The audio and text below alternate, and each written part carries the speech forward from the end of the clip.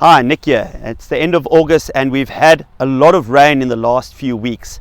It's been very, very cold, but just remember again, our tasting room has 2 fireplaces. So very nice and cozy. We've got lots of red wine. So it's been the perfect place to sit and reflect on the slightly dry winter.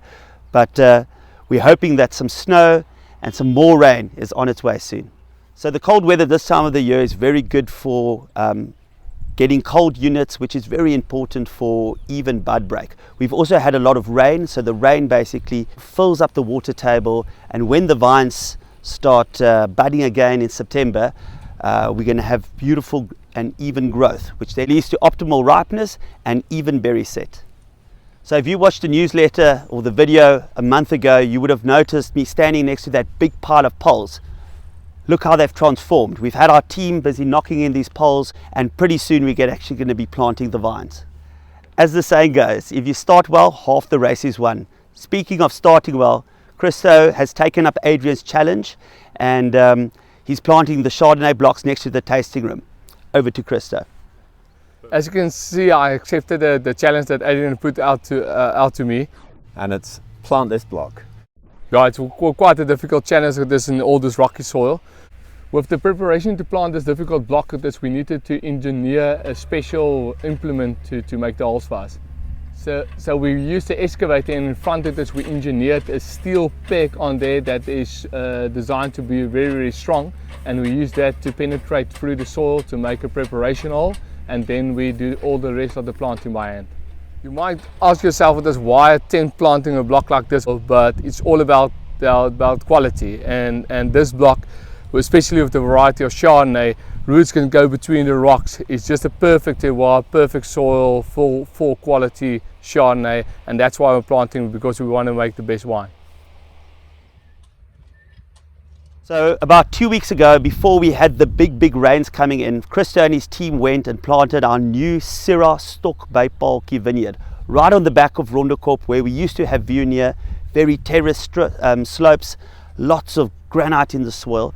And one of the most important thing about planting a vine is that you have to prepare the hole properly.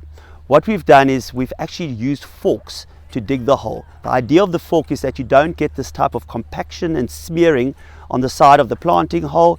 And what we do with the vines is we take the roots and we dip it into biocult, which is a hormone product which helps the development of the roots.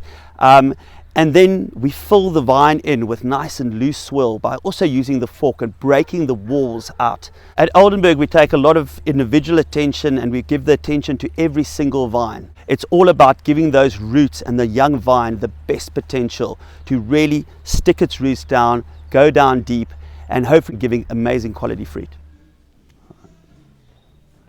So what Chris just said about the wines is true for all of our wines. And in front of me here, I've got our 2021 Chenin Blanc.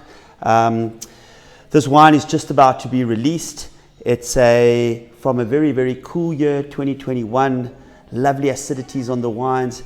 And what I've done differently with the 2021 compared to the 2020 is the 2021 was in a combination of Foudre, so 2,500 litre Austrian oak Foudre, and barrel for 11 months. So I've increased the time in oak with a month.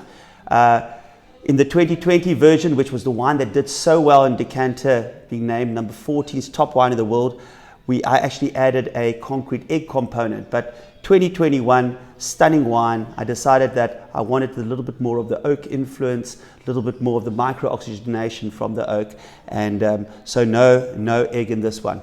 On the nose, oh, you know, that beautiful lemon lime zest that we get here on the Bannock Chenin.